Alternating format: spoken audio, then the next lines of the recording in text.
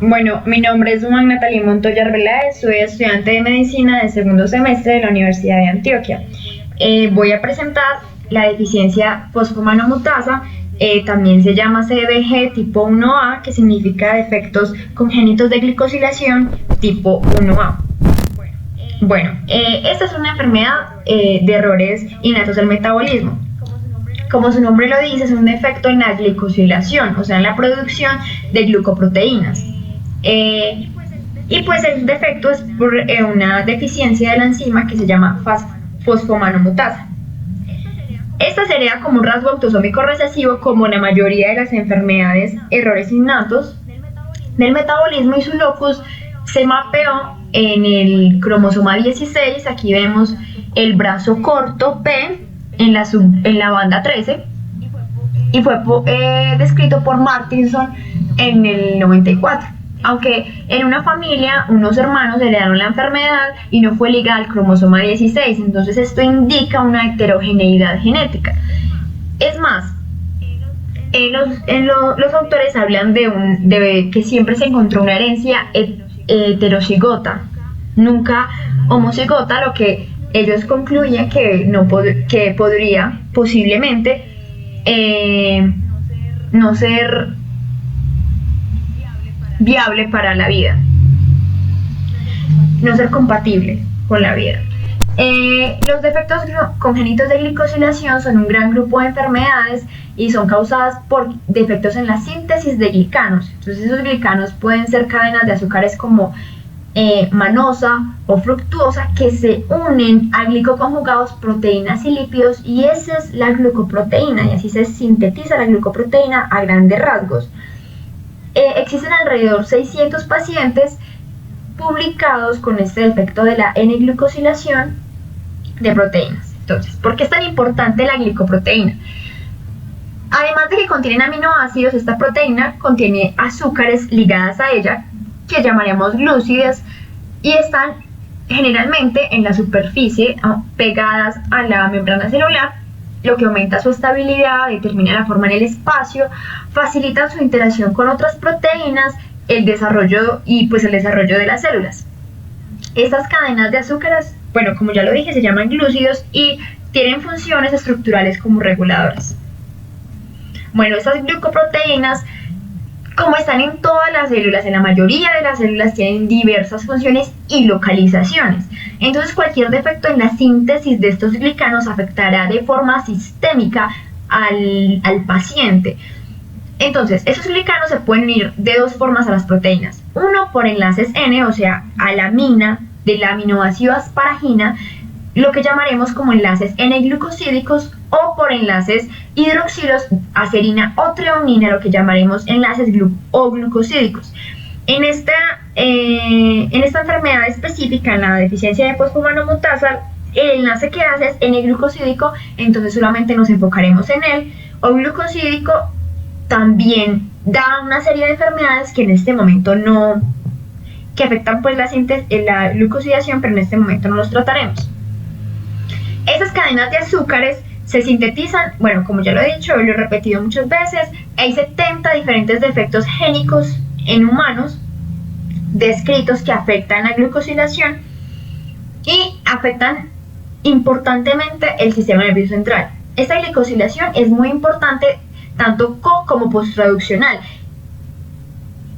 y no es nada raro, no es de gratis que del 1 al 2% del genoma humano codifiquen genes para esta glucosilación.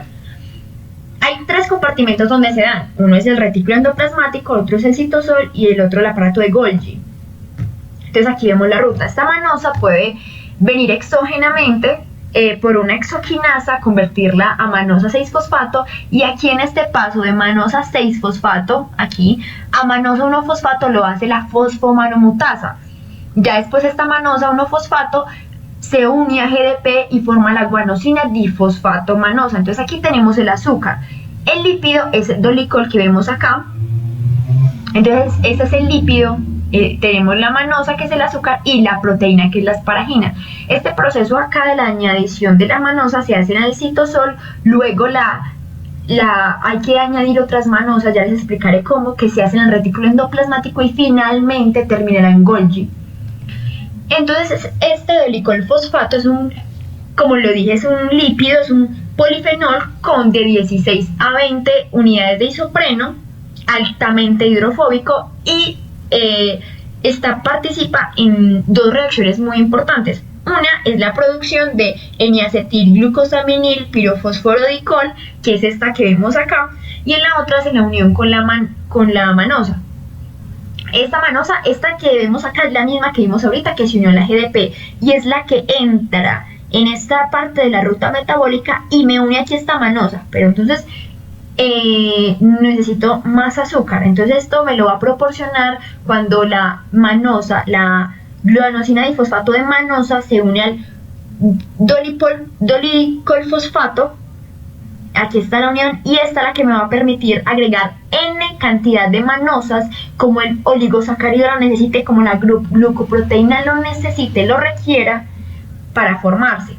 Entonces aquí en este punto se une al polipéptido aceptor, que en este caso es la asparagina, como lo dije en el grupo mina, y aquí queda esta, y finalmente el oligosacárido va a Golgi, en este punto va a Golgi y se modifica por medio de unas glucosidasas o glucosiltransferasas que le van a quitar unos residuos de glucosa manosa y le van a adicionar N-acetilglucosamina, galactosa, fructuosa o ácido ciálico, dependiendo de lo que necesite. Entonces, la deficiencia de esta enzima, fosfomanomutasa, me disminuye la hipoglicosilación, entonces me va a disminuir el número de glucoproteínas y esto incluye proteínas séricas, enzimas lisosomales y glucoproteínas de las membranas. Entonces, ¿cómo va a ser el diagnóstico clínico? Entre los defectos de la N-glicosilación de proteínas, el que tiene más pacientes descritos en la literatura es este de la deficiencia de fosfomanomutasa, y aún así sigue siendo una enfermedad infradiagnosticada. El sistema nervioso central, principalmente el cerebelo y el nervioso periférico, están alterados de forma predominante. Y como es una enfermedad sistémica, como ya lo he mencionado, afecta función hepatointestinal, coagulación con episodios de stroke-like y alteración endocrinológica y oftalmológica. Entonces aquí vemos que el fenotipo clásico que se encuentra en los primeros meses de vida son, en la imagen de la izquierda vemos un fallo de Medro, entonces es una incapacidad de la velocidad de crecimiento normal, tanto en peso como en talla, una hipotonía en la imagen del lado derecho, imagen del lado izquierdo, un retraso en la adquisición de hitos. Estos hitos son una prueba fehaciente del desarrollo psicomotor que está teniendo el niño, entonces como gatear, como voltearse, y va a tener un retraso allí y un trastorno de la motilidad ocular, entonces podrá tener estrabismos o folias. Un rasgo característico son las mamilas invertidas que vemos en la imagen de la izquierda, y la lipodistrofia. Lipo significa lípido, distrofia, crecimiento normal, entonces va a haber una pérdida de los depósitos de grasa en brazo, piernas o en la cara, y aquí como vemos en este paciente, las mejillas están hundidas, y depósitos de grasa en la parte posterior del cuello, lo que llamamos joroba de búfalo, en el estómago y en los pechos. Se puede hacer, claro, el diagnóstico por laboratorio y se puede hacer por un análisis de transferrina. La transferrina es una proteína que transporta el hierro y está presente en grandes concentraciones. Una isoforma es la tetracialotetratransferrina. A esta se le unen 4 residuos de ácido ciálico. Entonces, si se le adicionan menos residuos, a esto es lo que vamos a llamar transferrina deficiente de carbohidratos. En esta enfermedad, en el defecto de fosfomanomutasa, el ácido ciálico pierde la capacidad para unirse a la transferrina, entonces va a haber un aumento de la transferrina deficiente en carbohidratos. Además, pruebas complementarias de laboratorio que me van a hablar de los otros fallos sistémicos que tiene el paciente, entonces va a haber problemas de coagulación, disminución de la antitrombina 3, factor 4, proteína C, S, anemia, pancitopenia, transaminasas altas, hipoglucemia, hipoproteinemia, hipercolesterolemia, alteraciones hormonales como hipotiroidismo, hiperinsulinismo, hiperprolactinemia, elevación de la proteína sinasa. Entonces, estos hallazgos principalmente son orientados al diagnóstico de los defectos congénitos de la glicosilación, porque es que para yo hacer el diagnóstico primero tengo que empezar diagnosticando el defecto en la glicosilación, como se muestra en esta tabla en la parte izquierda. Luego de eso, de yo ya haber confirmado ese defecto congénito, voy a medir la actividad de la enzima para saber cuál es la enzima, por qué enzima es la que se me está afectando la glicosilación. Entonces medimos la actividad de la enzima fosfomanomutasa.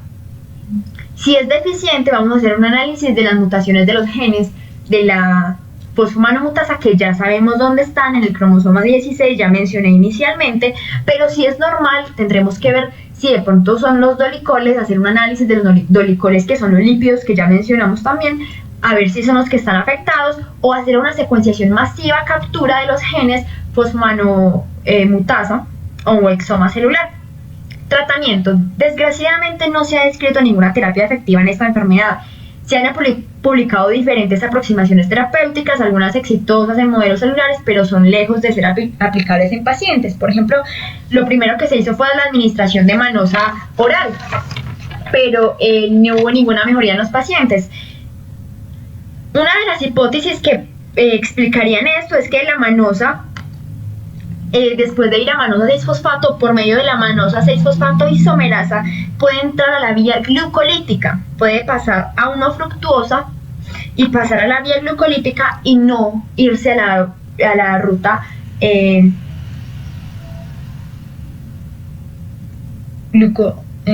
la ruta para la producción de glucoproteínas. Entonces, lo que hicieron fue en un cultivo de células disminuir la actividad de la enzima, la manosa 6-fosfato isomerasa, y aumentar la cantidad de exógena de manosa. Y sí funcionó, pero pues todavía es en líneas celulares derivadas de los pacientes, todavía no se ha utilizado en pacientes. Otra aproximación es darles a los pacientes manosa 1-fosfato para que eviten la manosa 6-fosfato isomerasa y vayan de una vez a la ruta para la producción de glucoproteínas. Y se dieron cuenta que esta manosa 1-fosfato es impermeable a la membrana celular, entonces empezaron a hacer algunos cambios químicos y al final resultaron siendo tóxicas y demasiado inestables, entonces no se pudo tratar. Pero una de las aproximaciones terapéuticas en desarrollo y que son las más prometedoras que hablan los autores son las chaperonas farmacológicas y otros reguladores de la proteostasis. Se ve que uno de los efectos que tiene la fosfomanomutasa cuando está deficiente es por un mal plegamiento de la enzima. Entonces lo que hace es esas chaperonas estimular la correcta plegación de las mismas. Entonces, como no hay un tratamiento que me pueda ayudar sistémicamente a todo pues como al problema, la raíz del problema, lo que se hace es tratar los diferentes sistemas. Entonces, a nivel neurológico, el uso de herramientas de comunicación para los niños aumentaría la vida diaria de esos pacientes. Hay unas manifestaciones neurológicas como la epilepsia, aunque no es muy común, pero aún así son de fácil manejo con fármacos antiepilépticos habituales, se pueden mejorar. La hipotonía, con un fisioterapeuta, manejarla para evitar deformidades musculoesqueléticas, y las alteraciones cardíacas tampoco son muy comunes, pero pues se pueden dar fármacos que mejoren el inotropismo cardíaco. Además, las manifestaciones oculares pueden haber una disminución en la agudeza visual, cataratas y el estrabismo. Este segundo caso en ocasiones comienza como la oclusión ocular y más adelante con una corrección quirúrgica, o en otros casos también se podría utilizar la toxina butolínica. Las infecciones son muy recurrentes y la inmunodeficiencia, entonces lo que se hace pues es recurrir al uso de antibióticos normales habituales y un seguimiento monitorizado por un inmunólogo, si se puede, ojalá se pudiera, a todos esos pacientes, especializado que permita iniciar tratamientos preventivos como estimulación de colonias o gamaglobulinas. Además hay unas alteraciones óseas, dermatológicas y endocrinológicas. No he mencionado las dermatológicas porque se presentan a partir de la segunda década de vida, a partir de la primera década de vida, es la retinopatía pigmentaria. Entonces estas enfermedades se tratarían por medio de un traumatólogo, dermatólogo y endocrinólogo respectivamente. Y alteraciones hematológicas, estos episodios stroke-like, que son eventos agudos que se parecen muchísimo a un accidente vascular. Se trata de una pérdida súbita de la conciencia debido a un trastorno vascular agudo causado por una ruptura de una arteria en el cerebro o su bloqueo mediante coágulo sanguíneo. Se piensa que se presenta de diferentes formas como somnolencia, pérdida de conciencia, parálisis del hemicuerpo, hemiparesia, hemiplegia, tetraparesia y tetraplegia. Y muchos autores hablan de una patogenia mixta vascular y de carácter epiléptico. Entonces recomiendan que darles un fármaco antiepiléptico cuando suceda este episodio stroke-like, pues estos ha demostrado que mejoran las alteraciones electroencefalográficas y la sintomatología. Bueno, muchísimas gracias.